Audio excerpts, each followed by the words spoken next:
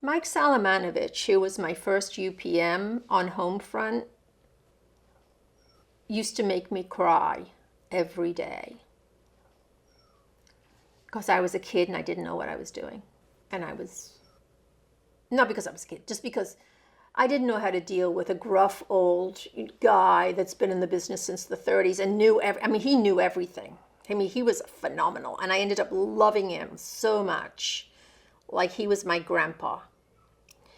And he said to me, and this is not a creative note, but he said to me, I finally said to him, I went to see him, I said, Mike, I'm working so hard and I'm trying to make Homefront look beautiful and I just don't understand why you have to be so mean. Basically, I was doing the 20-year-old girl like crying in a UPM's office. Why do you have to be so mean to me every day? And he said, listen to me. He always called me kid. Listen to me, kid. It's my job to get you to do the show for as little money as I can, because that's my job. And he said, in your job, and I'm going to swear, and it's not my words, but his words, or your job is to tell me to go fuck myself.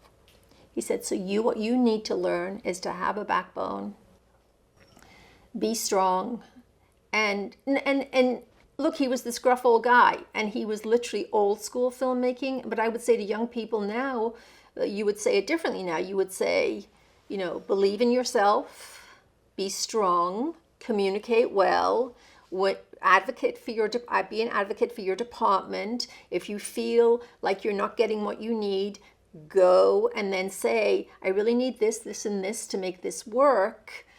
And if we can't do that, where can we meet in the middle? Which is basically what he was saying to me, but he was saying it in that old school, I'm an old cigar smoking guy from the 30s thing. We ended up being madly in love with each other by the end of Homefront. And I then worked with him all the way through ER and absolutely adored him.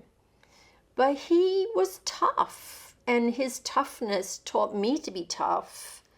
I mean, Chris Chulak and Joe Moles will talk about him, that he was like our mensch. But yeah, I never forget him being so mean to me, but also trying to teach me. I guess he didn't have time to take care of the little kid on the show, But when I went to him, he finally said, you've got to learn you have to learn to be an advocate for yourself and for your department. And that is so important. Because if you don't go to people and say, this is what I need, they're not going to give it to you. They're just not. So you have to have that gumption and take care of your people, take care of your crew, because they take care of you.